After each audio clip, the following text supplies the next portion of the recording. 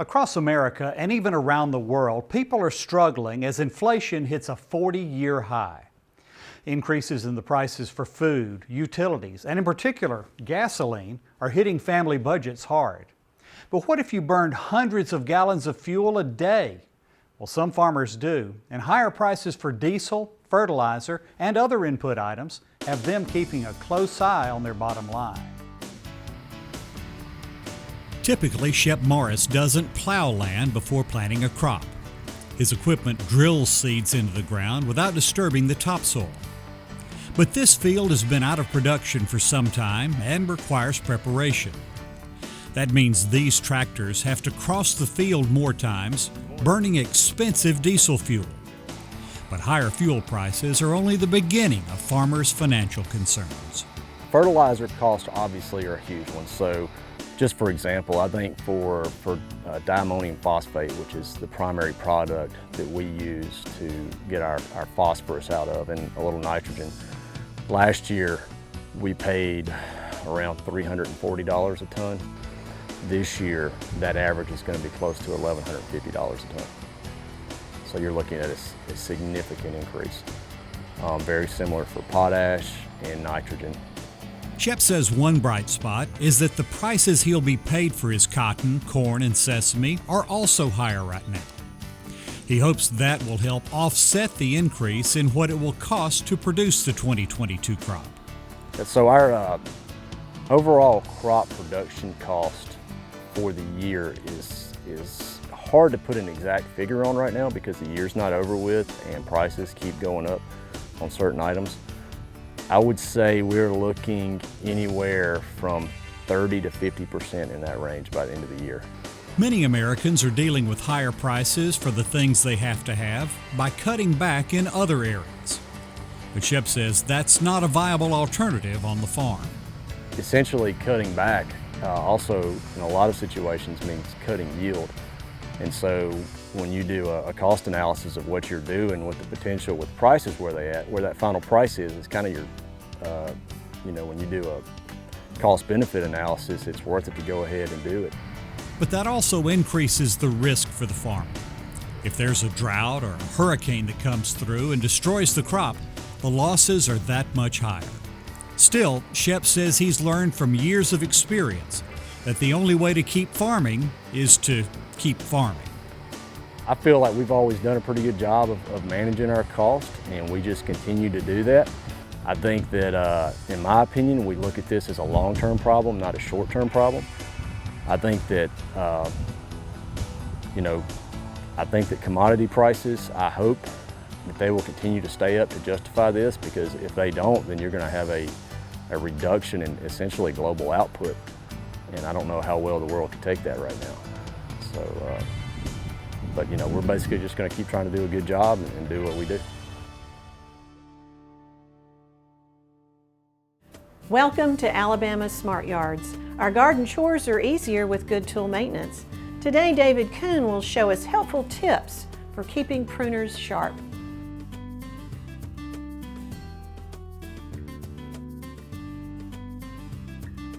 When it comes to pruning, there's nothing better than having a well-maintained set of pruners with a nice sharp blade.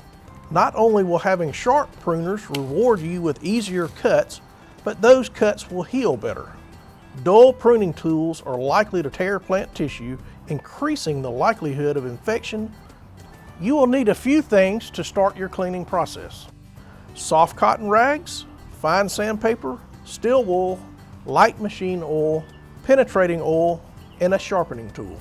Wipe down the tool with a rag, removing as much of the surface dirt as possible. If the tool has deep rust, use fine sandpaper to lightly sand those spots and remove as much as possible. Spray the pruners with a penetrating oil and use steel wool to remove any sap residue and remaining rust. Wipe with a rag until all foreign matter is removed. Once clean, we're ready to sharpen the blade. Use a whetstone or a carbide tip sharpener. Place the sharpener on the blade at the same angle as the beveled blade surface and make 3 to 4 smooth pulls across the surface. If using a whetstone, you will make small circular motions along the beveled edge. If you need to sanitize your pruners, use 3 parts water and 1 part bleach, or rubbing alcohol, or a household disinfectant wipe. Lastly, coat the metal surface with a thin film of light machine oil and place a drop in any hinged joints or springs and work the oil in.